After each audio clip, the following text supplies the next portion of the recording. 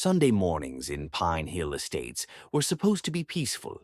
My coffee was hot, the newspaper still smelled like ink, and the sun had just started casting golden rays across the neatly trimmed lawns and flower beds of our suburban utopia.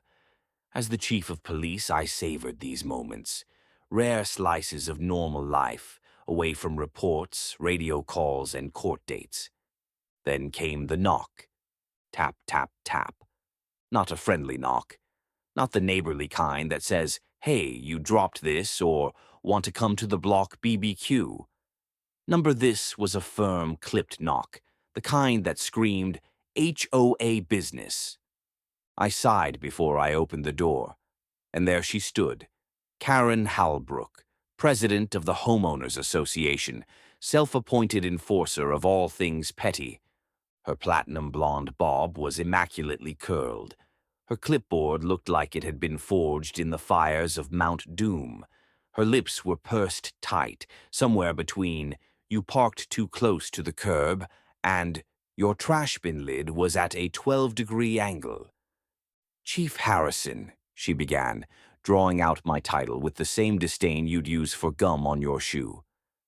"We need to talk about your vehicle." I arched an eyebrow. "Which one?" She blinked. "The electric one. The spaceship-looking thing." "My Tesla?" I asked. "Yes, that," she sniffed. "It's been parked on the street for 3 consecutive nights. I've warned you before. HOA bylaws clearly state that vehicles must be kept in garages overnight. Driveways are acceptable only under certain—" "I read the bylaws, Karen," I said calmly, sipping my coffee. "I also know my Tesla's been in my driveway, not on the street." She held up her clipboard. "I have photographs." I nodded. "Taken from your Ring camera?" Her eyes narrowed. She didn't like that I knew that. She didn't like that I knew anything. Karen preferred control. And people like me, people who enforced actual laws, were a threat to her paper kingdom.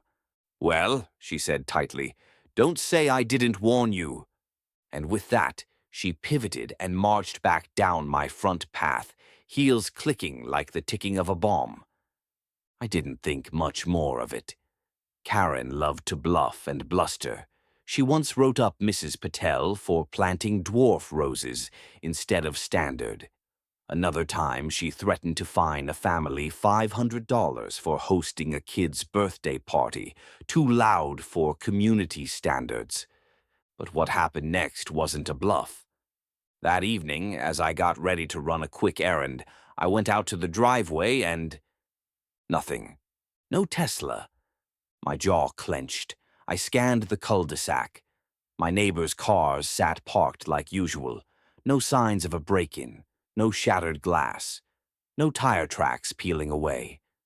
Just an empty driveway and a sinking feeling.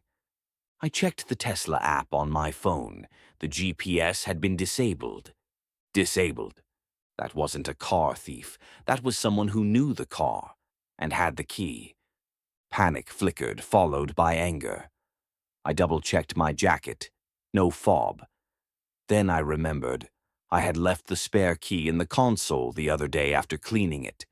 But that didn't explain how it was moved without triggering any security alerts. Then I remembered something else. Karen. She had been overly interested in the car, and there was only one other person besides me who had ever asked how the Tesla key worked, someone who had just so happened to be at my house for a routine HOA inspection 2 days ago. I knew then. This wasn't just another HOA nuisance. This was theft. And what Karen didn't know, what made me smile even through the adrenaline, was that she had just stolen a police chief's personal vehicle, a Tesla, with security logs, with a hidden camera she didn't know about. And now the game was on. By Monday morning, I had reviewed the entire Tesla system from my home office. I accessed the backup security feed from the vehicle's internal dash cam, a feature Karen clearly hadn't thought about. It didn't give me full footage of the theft, but it gave me just enough. At precisely 2:13 a.m., Sunday night, someone wearing gloves and a hoodie opened the driver's side door and entered the car. The camera didn't catch the face, but it did catch something unmistakable, a pair of neon pink Crocs. I narrowed my eyes. Only one person in our neighborhood wore those bright monstrosities like they were Chanel, Karen Halbrook. She bragged about them at every HOA meeting, calling them fashionably practical. Still, I needed more than Crocs and suspicion. I filed an official report under my assistant's name, keeping my own name off it to avoid conflict of interest. I had one of my most trusted officers, Martinez, review the surveillance footage of the street for the past 2 nights. Meanwhile, I paid a quick visit to the HOA's community center, a glorified shed Karen had remodeled using funds she bullied out of residents. The HOA center was empty, but unlocked, as usual. Karen had always claimed she liked to keep it open for community transparency, though everyone knew she mostly used it to spy on residents through her ridiculous neighborhood monitoring wall. An array of tablet screens and ring cams connected to every home camera she could get consent for, or, in Karen's case, forced consent. I slipped in and began poking around. A file on her desk had a list of non-compliant residents, and right there, third on the list, was Harrison, David, Tesla on driveway, 3 violations, in bold red ink next to my name. Final warning issued. May require disciplinary escalation. Disciplinary escalation? I blinked. What kind of HOA president thought she had the authority to escalate anything? Then I noticed a sticky note stuck under her tablet. Key fob copy. Locksmith on Main? Ask Reggie. That was enough. I stepped out of the center and called Martinez. I want footage from the north entrance of the neighborhood, past 2 nights. Pull Reggie's shop too, and check for any visits from a short blonde woman in her late 40s. Pink Crocs. Martinez chuckled. You're not seriously saying Karen's behind this? Oh, I'm not saying, I replied. I'm proving. Later that afternoon, Karen came marching up my driveway again, arms swinging with the confidence of a dictator during parade season. She didn't know I had already begun the internal investigation. She didn't know Martinez had already confirmed she visited Reggie's locksmith Friday morning. And she definitely didn't know I had a warrant being quietly drafted to seize her community center cameras. What she did know, however, was how to play smug. I just wanted to check on you, she said sweetly. Is your car missing, Chief? I noticed it wasn't here this morning either. I didn't flinch. Funny, you seem unusually informed about my driveway. She smiled tightly. It's part of my duties. I take violations seriously. Just trying to maintain order, you understand. I gave her a long stare. Oh, I understand a lot more than you think. She tilted her head. Well, let me know if you need help calling the police. I am the police, I said flatly. She chuckled like I'd told a joke. Yes, but you're also a resident, and even you must follow the HOA rules, Chief Harrison. She turned on her heel and strutted away. I watched her go, rage simmering under my calm expression. She thought she had power here, thought the HOA rules gave her authority. She didn't realize that actual authority wears a badge, and she was about to learn that the hard way. By Tuesday morning, the neighborhood buzzed with whispers. Pine Hill Estates didn't see much drama, but word had spread that my Tesla was missing. Some neighbors were sympathetic. Others, especially those on Karen's good list, looked away when I passed, afraid of being caught between the HOA queen and the police chief. What they didn't know was that I already had a solid trail. Martinez had come through. The footage showed Karen's SUV leaving the community center at 2:05 a.m. and returning at 2:17. My Tesla had been taken at 2:13. The timestamps matched perfectly. Even better, Martinez had pulled Reggie the locksmith's security tape. The camera caught Karen entering his shop late Friday afternoon. She'd been wearing a hoodie, sunglasses, and a scarf. But those pink Crocs? Couldn't miss them. She'd asked for a duplicate fob for her son's Tesla Model S, and even provided a VIN number, mine. Reggie, unaware of any wrongdoing, had cloned the fob. With evidence in hand, I met with the county judge to request a search warrant. I knew where Karen lived, corner house, all those flamingo statues in her front yard, like pink soldiers standing guard. It was time to find my Tesla. Before I acted, though, I decided to take one final shot. Not for Karen's sake, but to give her a chance to come clean. I knocked on her door around noon. The air smelled like potpourri and control. She opened the door, lips pursed, as always, and feigned surprise. "Chief Harrison, what a delight." "Cut the act," I said. "I know you took the Tesla." Her smile didn't fade. "That's a serious accusation. I suggest you tread carefully. I already have your movements from Sunday. You left the HOA center and returned within the exact time my car vanished. You visited Reggie's locksmith. I have the footage. You requested a duplicate fob using my VIN. That's felony theft, Karen." Her face twitched for the first time. "You're bluffing," she said. "This is just retaliation for enforcing HOA policy." I leaned in. "I'm the police chief, Karen. I don't bluff. But I'll give you a choice. Return the car and everything in it, now, and I may recommend leniency." She scoffed, stepped back, and slammed the door in my face. That was all I needed. 10 minutes later, I was on the phone with Judge Parnell, who expedited the warrant. Within 2 hours, a unit of plainclothes officers, Martinez included, were rolling toward Karen's property. Her garage was locked, of course, and she made a theatrical fuss, yelling about privacy violations and abuse of power as officers read the warrant aloud. When we cracked the garage open, the Tesla sat right there, untouched, clean, and parked in front of a camera she didn't know was active. Martinez smirked. "Let's see if her HOA clipboard helps her now." We reviewed the dash cam one more time.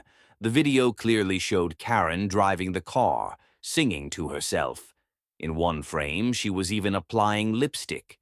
The footage was crystal clear. And it wasn't just car theft. She had gone through my glove box. Personal items had been removed. A private notepad with law enforcement case notes had been flipped through. She was done. Back outside, Karen stood with crossed arms and false confidence. "You're making a mistake," she said. "This is harassment. I'm the HOA president." "And I'm the chief of police," I cut her off. "And you're under arrest for grand theft auto, unlawful entry, and tampering with a law enforcement officer's property." Martinez moved in with cuffs. Karen's face drained of color. "You can't arrest me. I was protecting the community from rule breakers." "No," I said. "You were feeding your ego. And now you're going to feed the system." As she was led away in handcuffs, neighbors peeked from behind curtains and hedges. Some filmed on their phones. The HOA president, always so righteous, so powerful, now looked exactly like what she was, a criminal who had crossed the wrong person. And this was only the beginning of her fall. Karen sat stiffly in the holding room at the station, arms crossed, lips pressed so tightly it looked like she was chewing lemons. Martinez and I stood behind the two-way mirror, watching her pace the room in her designer sandals. The Crocs had been bagged as evidence. "She still hasn't said a word," Martinez muttered, sipping his coffee. "Wants her lawyer." "She's not dumb," I said, "just arrogant." I stepped into the room, shutting the door behind me. I placed a folder on the metal table and opened it slowly, letting the silence stretch. Karen didn't sit. She just glared. "So, Karen," I began, voice calm, I've reviewed the footage, reviewed the locksmith's statement, and reviewed your little neighborhood patrol logs. You've got a lot of hobbies, but stealing is a new one." She scoffed. "This is absurd. I reclaimed the vehicle." "Reclaimed?" I tilted my head. "You took a car that didn't belong to you, without permission, with a cloned key, and parked it inside your private garage." She waved a hand. "I had authority. It was parked improperly. The bylaws clearly state that vehicles must—" "Karen," I cut in, "HOA bylaws don't override the penal code. You don't get to confiscate a Tesla because someone didn't park it where you wanted. That's not a violation. That's grand theft auto."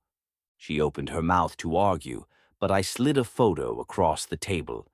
A freeze frame from the Tesla's internal camera. It showed her clearly in the driver's seat, sunglasses down, applying lipstick, humming a tune. "Security footage doesn't lie," I said quietly. "But you do, and that's the problem." She finally sat, folding her hands on the table, feigning composure. "It was a misunderstanding. I was making a point. You flaunted the rules and I had to send a message. The HOA backs me." "Do they?" I leaned in. "Because I have 3 other complaints from residents who say you've used similar intimidation tactics. Threatening fines that don't exist, entering private property uninvited. You've been abusing your power. This time, it just happened to be against someone with a badge." Her face flickered. I had hit a nerve. I slid another photo across, one of her visiting Reggie's locksmith. She looked up at the corner camera right before walking in. No hoodie this time, just entitlement.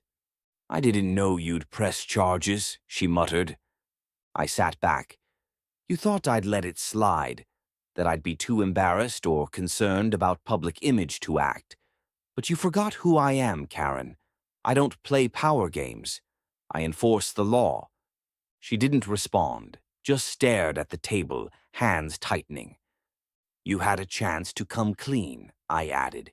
"You chose to double down. Now it's out of my hands.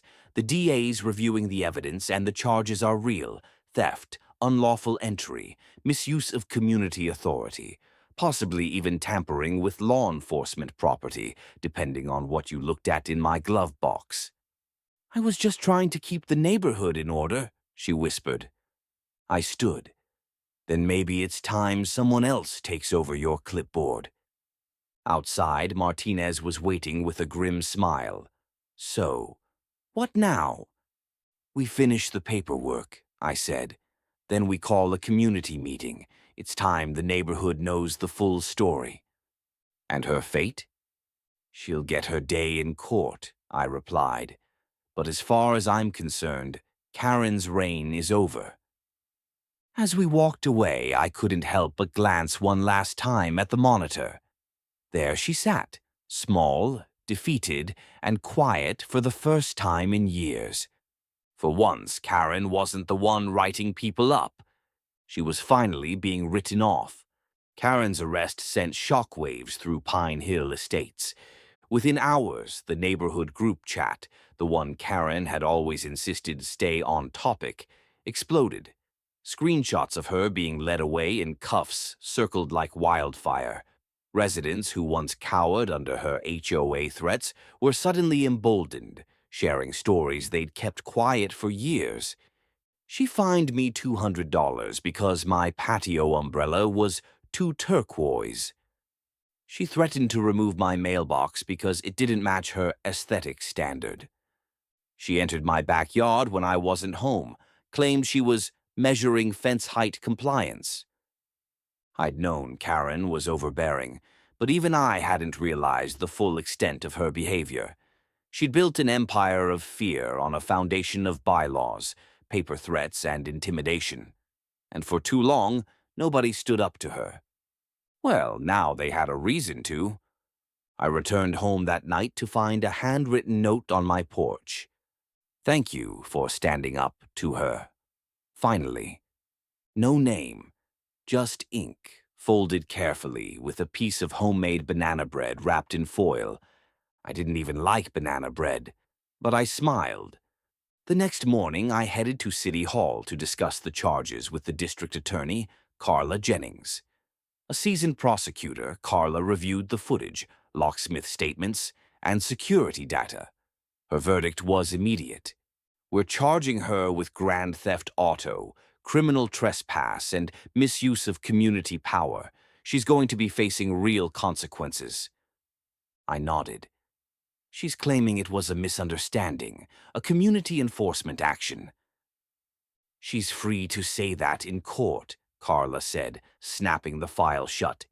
But the jury's going to see the lipstick footage, the fob duplication, and the smug garage parking. That's not community protection. That's theft with glitter on it. Later that afternoon, I received an email from the HOA board's treasurer, Elaine Monroe, a soft-spoken elderly woman who had always seemed afraid of Karen. Dear Chief Harrison, several board members have requested an emergency vote to remove Karen Halbrook as HOA president. We believe she's violated not just neighborhood trust, but legal and ethical boundaries. Would you be willing to speak at the meeting this Friday night? Sincerely, Elaine.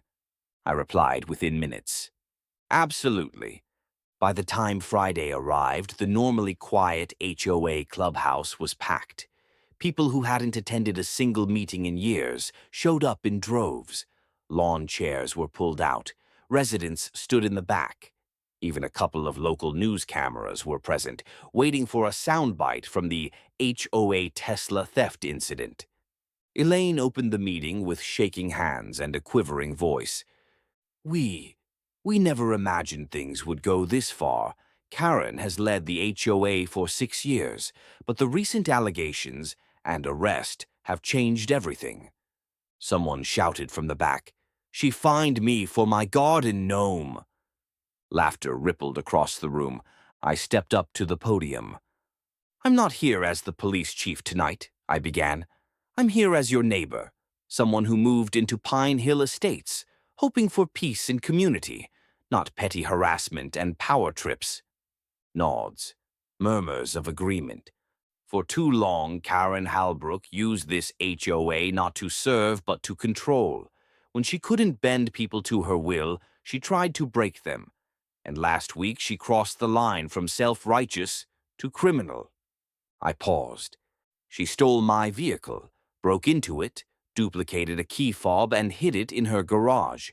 Not because she wanted it, but because she wanted to prove she could.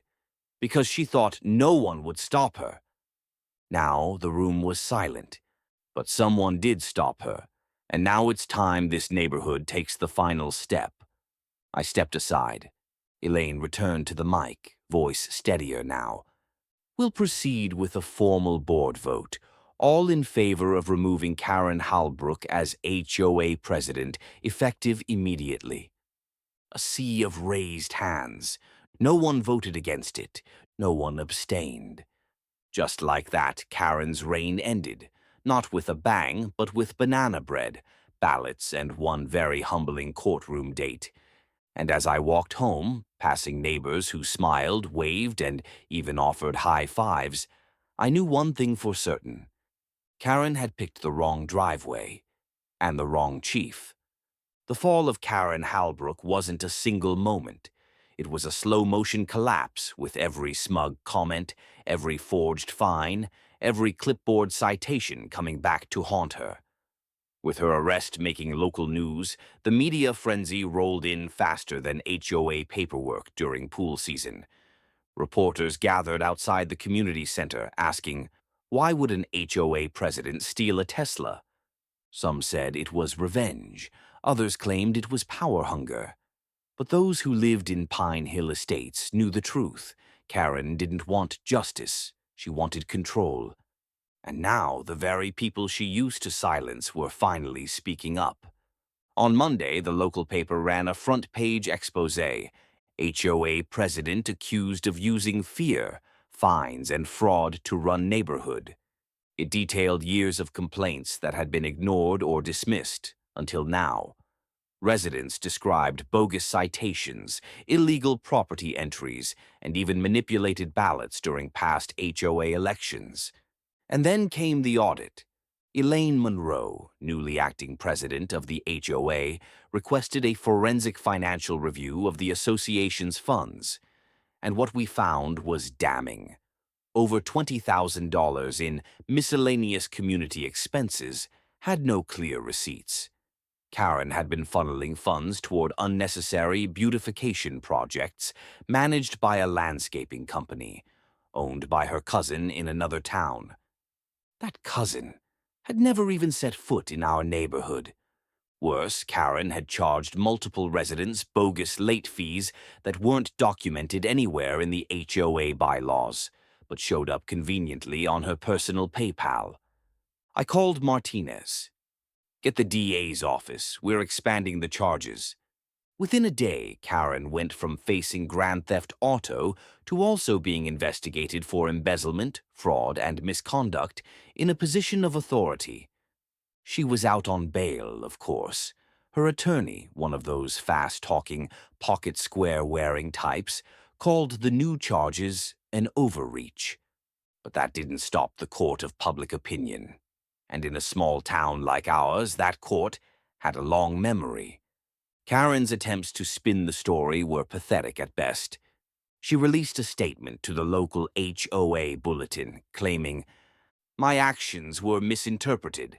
I acted in good faith to preserve the order and aesthetic of our beloved neighborhood." The community clapped back instantly. One resident printed her quote on flyers, stapled them to community lamp posts, and scribbled over it, "So, theft equals good faith now." Others turned it into a meme, her mugshot side by side with her old newsletter headshot, captioned, "From keys to cuffs, Karen's real journey." I couldn't deny it. It was kind of satisfying.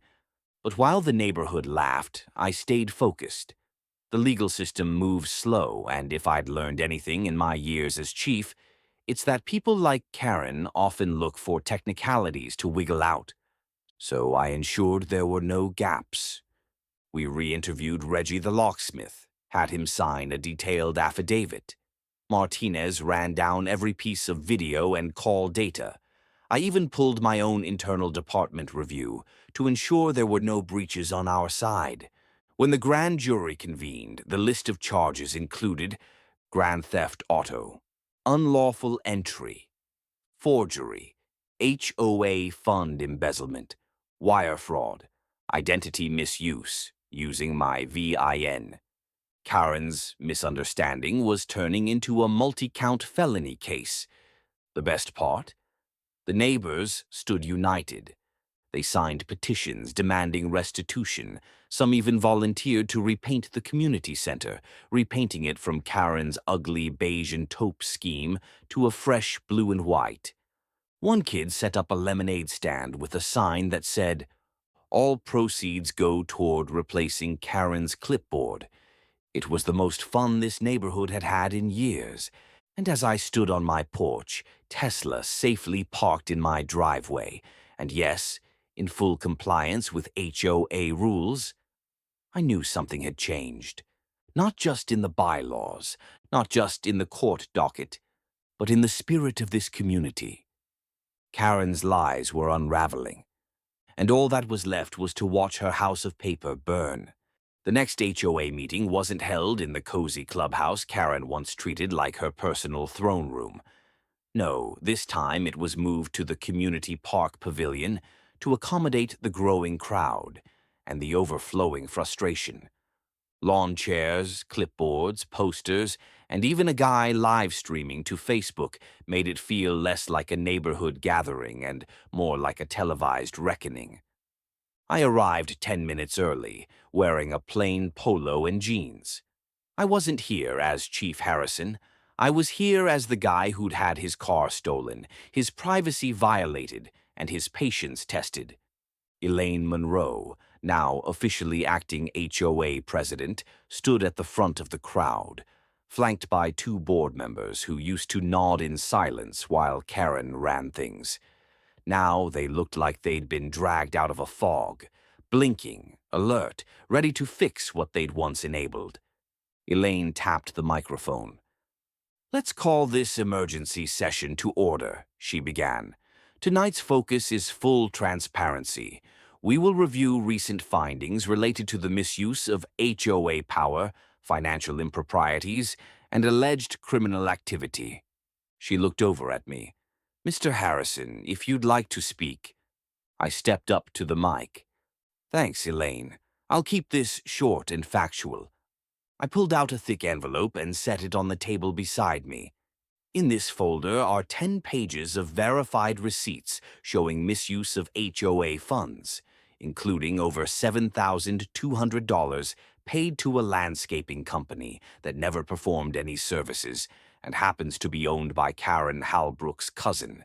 There's also proof of unauthorized fines charged directly to residents' personal payment apps. Gasps rippled through the crowd. I continued. "We also discovered 3 different residents had home security footage showing Karen stepping onto their properties uninvited. In one case, she entered a backyard and removed patio furniture without notice. One neighbor shouted, 'That was my patio set.' Someone else added, 'She said it violated the visual serenity clause.' I paused, then said, 'That clause doesn't exist.' Laughter erupted. I waited, then raised a final photo, Karen inside my Tesla, fixing her lipstick. This image, along with sworn locksmith testimony and video evidence, confirms Karen entered my vehicle, used a duplicated key, and stored it in her garage for nearly 48 hours. That's not a bylaw violation, that's a felony." I stepped back. The crowd was electric. Elaine returned to the mic. "At this time, the board will propose a formal resolution. We recommend the permanent removal of Karen Holbrook from all HOA operations. We also propose a financial restitution claim to recover missing HOA funds." A murmur of support swept through the attendees. But before a vote could begin, Karen appeared. Wearing oversized sunglasses and a silk scarf like she was auditioning for a courtroom soap opera, she marched right up to the edge of the meeting circle. She wasn't smiling. "This entire process is illegal," she snapped. "I built this neighborhood. I made it safe. I enforced the rules because none of you had the spine to do it yourselves." "Karen," Elaine said gently, "you are not permitted to speak at this meeting. You are under investigation." Karen ignored her. "You're all sheep. You let him turn you against me. This man broke the rules and then framed me." I took one step forward, calm, controlled. "You drove my car, Karen. The camera was rolling. You sang to Adele. You stole from me and from this entire community." The crowd was quiet now, eyes locked on her. And in that moment she cracked. "I was trying to teach you all a lesson," she shouted. "You think a police badge makes him special. He left his car out for 3 nights. He deserved to be held accountable." There it was. Her truth, exposed, arrogant, unrepentant. Elaine's voice, soft but firm, ended it. "Karen Halbrook, by unanimous vote and based on overwhelming evidence, you are hereby banned from holding any HOA office, present or future. A civil claim for restitution is being filed, and your name is being submitted to the county prosecutor for continued criminal proceedings." Karen froze, lips twitching, eyes darting, but there was no power left in her. She turned, stormed off, past neighbors she once bullied, past fences she fined, past flower beds she micromanaged. And as she disappeared into the darkness, one of the kids shouted from the swings, "Hey, Karen, don't forget to park your scooter in the garage." Laughter erupted again, the kind that felt like freedom. With Karen officially removed, Pine Hill Estates experienced something it hadn't seen in years. Peace. No surprise fines, no sudden compliance checks, No aggressive newsletters demanding homeowners repaint shutters or trim grass to exactly 2.5 inches. Kids played freely, lawn chairs stayed out past sunset, and for the first time neighbors actually smiled at one another without scanning the block for Karen's SUV. But peace didn't mean it was over. Karen wasn't done fighting. Not yet. 2 weeks after the HOA meeting, we received notice through her lawyer. She was suing the HOA board, myself, and the city, citing defamation, abuse of power, and, get this, mental anguish due to community betrayal. Martinez nearly spit out his coffee when I read that line aloud. "She's suing you for betrayal?" He laughed. "She stole your car."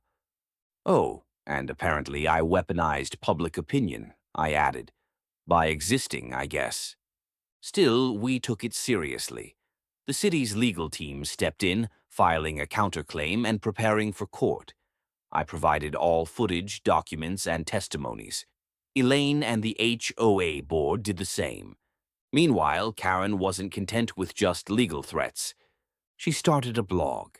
Yes, a blog. Neighborhood Truths with Karen H. In it, she claimed she was framed, targeted, and unjustly removed by weak-willed residents, manipulated by an authoritarian neighbor with a badge and a grudge. She even suggested the Tesla theft was a test of neighborhood vigilance, a way to wake people up to rule violations. People in the neighborhood had a field day. One neighbor printed out screenshots of the blog and started posting Karen quotes of the week on a corkboard near the community park. Another began selling shirts that read, "I passed Karen's test, didn't steal a Tesla." But the real turn came when her court case began. Karen arrived in a sharp gray suit, hair pinned tight, expression stone cold. Her lawyer made bold claims, wrongful accusations, lack of due process, public shaming. Then we played the footage. Her, in the car, singing to Adele. Her talking to the locksmith. Her, moving the Tesla into her garage. Her, typing out fake fines. The courtroom was silent as each clip rolled. By the time my testimony ended, even her own lawyer looked like he wanted to melt into his chair. The judge didn't take long to rule. Karen's lawsuit? Dismissed. Our counterclaim? Approved. Restitution ordered, $23,000 to the HOA for misused funds, plus court fees. But the final blow wasn't financial, it was social. Karen was barred from holding any HOA or community office within the county for life. She was placed under probation for the theft, narrowly avoiding jail only because she pled guilty on the final day of trial, likely trying to avoid more press coverage. And perhaps the most poetic part? Elaine, now fully in charge, installed a new rule with full community approval. Every HOA fine had to be reviewed and signed by 3 board members, with full transparency and an open appeals process. No more single-handed rule by clipboard. Karen's kingdom had crumbled. One evening, weeks later, I walked by her house. The flamingo statues were gone. The porch lights were off. A for sale sign sat at the edge of her yard, leaning slightly in the breeze. She was moving. And Pine Hill Estates, for the first time in years, felt like home again. Just before turning in for the night, I received a knock on the door. It was Mr. Lindstrom, the quiet old man from 2 houses down. He handed me a brown paper bag. "Just something for everything you've done," he said. "Banana bread again, this time with walnuts." I smiled. Peace, it turns out, doesn't come from policies or paint colors. It comes when good people stop letting bad power go unchecked. And when someone steals your Tesla. Sometimes the best revenge is letting the neighborhood see them sing Adele while committing a felony. The neighborhood was buzzing again, not with complaints, but with laughter. With Karen out of power, Pine Hill Estates had become what it was supposed to be all along. a peaceful, welcoming community. The HOA was restructured. The bylaws were rewritten with input from actual residents, not dictated by a single woman on a power trip. But the final act of poetic justice. That happened one rainy Friday afternoon, 3 months after the trial. I was reviewing some patrol reports in my home office when Martinez called, laughing so hard he could barely get words out. "You're gonna want to come down to 8th and Willow," he said between gasps. It's... it's Karen's car." I frowned. "She's back?" "Oh, she's back. Illegally parked in front of the new HOA center." I grabbed my jacket. When I arrived, sure enough, there was Karen's silver BMW, still bearing the custom plates. Rule is 1, parked diagonally across the front entrance of the newly renovated HOA clubhouse. She wasn't inside, but taped to the windshield, flapping in the wind, was a note in that unmistakable all-caps handwriting. "You have all failed this community." I couldn't help but laugh. "She really left a villain monologue on a post-it," Martinez said, shaking his head. Elaine walked out of the building, her umbrella barely shielding her from the rain, holding a steaming mug of tea. "I already called the tow truck," she said with a grin. "And yes, she no longer lives here, violates city code and HOA Rule 14B. "Which you rewrote yourself," I added. "Exactly." Minutes later, the tow truck rolled in. A small crowd gathered under umbrellas to watch. Someone even started slow clapping as the hook connected to the rear of Karen's BMW. The driver, clearly enjoying the show, waved as he hauled it off toward impound. A teenager shouted, "Play Adele while you drag it." More laughter. But the best part, inside Karen's car, visible through the window, was a brand new clipboard. Gold-trimmed, still wrapped in plastic. Martinez snapped a picture. "Frame it," I said, "for the clubhouse wall." Elaine smiled. "We're calling this day Freedom Friday. Might make it an annual event." Karen never came back. Not to fight the fines, not to retrieve the car, not even to collect her flamingo statues, which the HOA had auctioned off during the community garage sale. One of the kids won the biggest one for $5 and named it Chief Flamingo. It stood proudly beside the new community garden, a project started by residents after Karen's departure. No more ridiculous regulations about non-standard tulip height. Just flowers, laughter, and neighbors helping neighbors. For me, life went back to normal. I went back to leading the department, enjoying my coffee on the porch, waving at kids on bikes and old men walking dogs. Every once in a while, someone would joke, "Don't let your Tesla out too long, Chief. HOA might grab it again." We all laughed, but deep down, everyone knew that wouldn't happen again, because Karen had been the storm, and we had weathered it. With truth, with unity, and yes, with a tow truck. 3 months passed, spring rolled into summer, and Pine Hill Estates looked and felt brand new. Lawns weren't just tidy, they were lived in. Kids' bikes leaned casually against porches.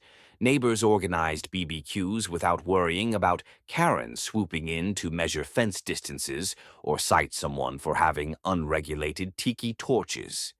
People smiled more, talked more, trusted more. It turned out Karen's downfall had done more than remove a tyrant. It had revived a community. I was walking along Maple Drive one evening, Tesla keys jingling in hand, when I saw something that stopped me cold. A group of kids had set up a lemonade stand. On the front, in messy blue marker, was a sign. "Tesla fundraiser for when Karen comes back." They'd even drawn a cartoon Tesla, complete with sunglasses and a speech bubble that read, "You can't steal me twice." I walked up, dropped a 20 into their jar, and took a paper cup. "That Tesla's already safe," I said with a wink. One of the kids grinned. We know. We're just messing around. You're kind of a legend now, Chief. I chuckled. A legend? Hardly. Just a guy who didn't back down. Later that week, Elaine invited me to a quiet ribbon cutting for the newly renovated HOA community center. The place was transformed. Gone were the faded beige walls and Karen's enormous policy enforcement wall. Instead, it had warm lighting, a coffee bar, and a bulletin board titled Community Wins. Photos of neighborhood events, thank you notes, even doodles from kids adorned the wall. Elaine gave a short speech. Some people build walls, others plant gardens. This center now belongs to the latter. As applause broke out, I stepped forward and handed her something wrapped in cloth. She unwrapped it slowly, eyes widening. It was Karen's infamous gold-trimmed clipboard, encased in glass, mounted on a wood plaque. Beneath it, an engraved plate read, "In memory of misused power, may we never repeat it." Laughter mixed with applause. Some clapped longer than others. A few neighbors wiped away tears. Because they knew. This wasn't just about a car, it was about fear, about standing up, about choosing integrity over intimidation. Karen may have left, but what she taught us, unintentionally, stayed. That power without empathy is dangerous, that rules without reason are weapons, and that when good people stay quiet, bullies grow bold. But when one stolen Tesla broke the silence, the neighborhood found its voice. And we didn't just get a car back, we got each other. Final note. The Tesla still hums like a dream. Karen's house sold quickly, but no one's ever seen the buyer. Rumor is they're from out of town, low-key and quiet. Whoever they are, I hope they like banana bread. And as for me, I leave my car in the driveway now, not because I forget what happened, but because I remember who we became because of it. The neighborhood that used to fear a clipboard now celebrates every dent, every chalk drawing, and every off-brand lawn gnome. We're not perfect. We're just real. And that's exactly the way we like it.